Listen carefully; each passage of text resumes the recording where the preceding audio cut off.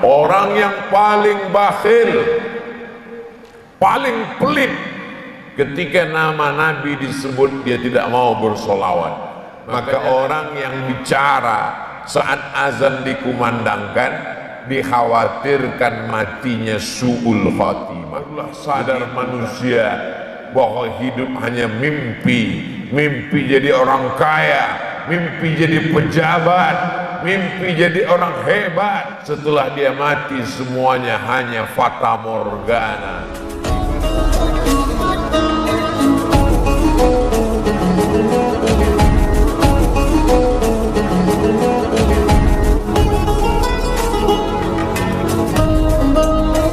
Sekarang orang kena penyakit insomnia, susah tidur karena hatinya gelisah, banyak uang gelisah, takut maling, tak ada uang gelisah, takut tak makan, banyak harta gelisah, takut dipinjam orang, tidak ada harta gelisah.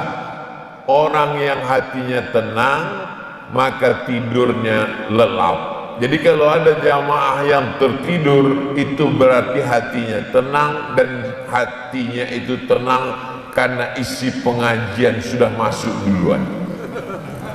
Jamaah yang dimuliakan Allah Subhanahu wa ta'ala, jadi agama Islam ini mengajarkan kita untuk senantiasa hati kita itu dekat dengan Allah. Maka Allah menjamin, ala bizikrillah, dengan banyak berzikir mengingat Allah, tatmainnul qulub, maka hati menjadi tenang. Seandainya ada orang Islam yang terlambat bangun, bangunnya waktu azan, maka azan itu membuat dia berzikir. Karena setiap mendengar azan kita ucapkan seperti yang diucapkan muazzin. Asyhadu an la ilaha illallah,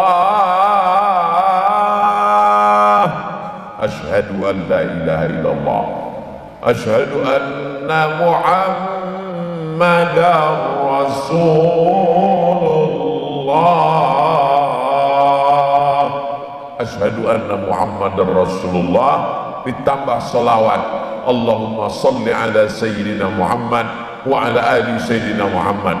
Orang yang paling bakhil, paling pelit, ketika nama Nabi disebut dia tidak mau bersolawat. Makanya Nabi pernah naik ke atas mimbar. Mimbar Nabi itu lantainya 3, sama seperti mimbar Masjid Islamic Center Pangkajene. Maka ketika Nabi naik ke atas mimbar, apa kata Nabi?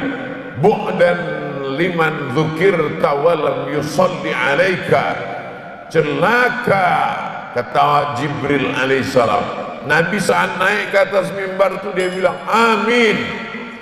Sahabat yang ada di samping Nabi heran, tidak ada yang berdoa, kenapa kau katakan amin ya Rasulullah? Aku mendengar Jibril berkata, kalian tidak dengar. Apa yang kau dengar? Bu'dan liman dzukirta wa lam yusalli alaika, celaka orang yang ketika disebut namamu tapi dia tidak berselawat kepadamu.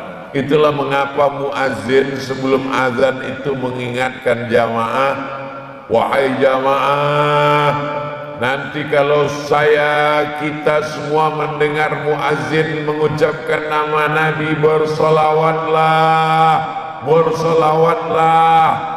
Itulah mengapa dia bacakan sebelum azan, innallaha wa malaikatahu yusalluna 'alan nabi ya ayyuhalladzina amanu sallu alaihi wa sallimu taslima.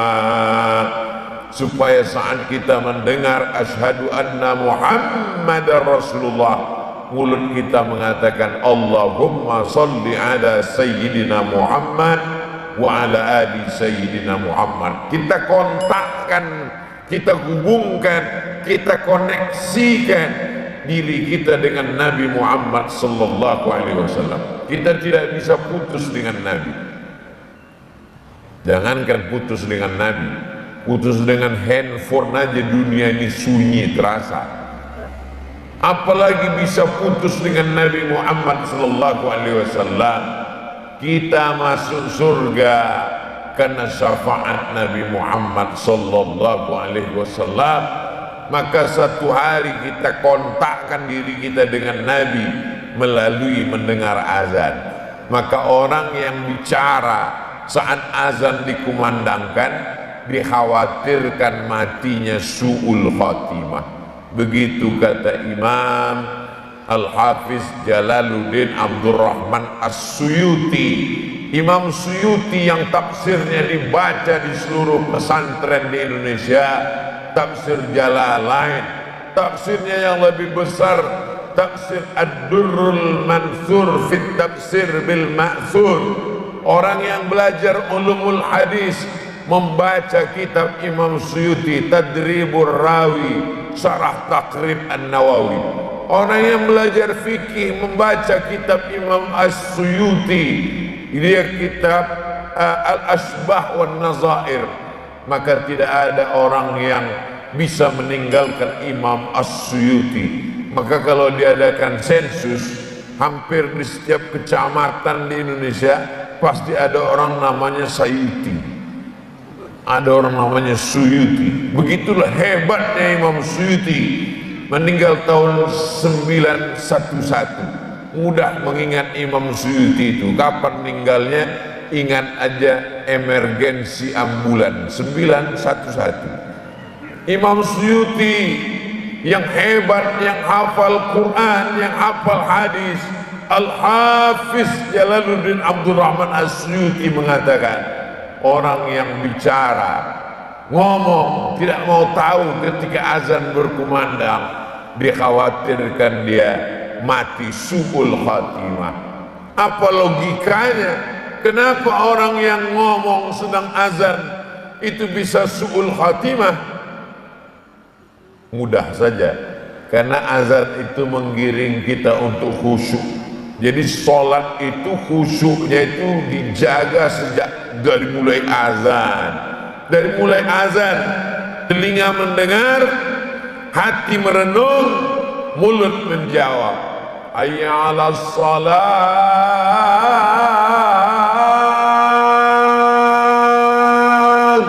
Telinga mendengar, hati mengingat, pikiran konsentrasi, mulut menjawab la haula wala quwata illa billah.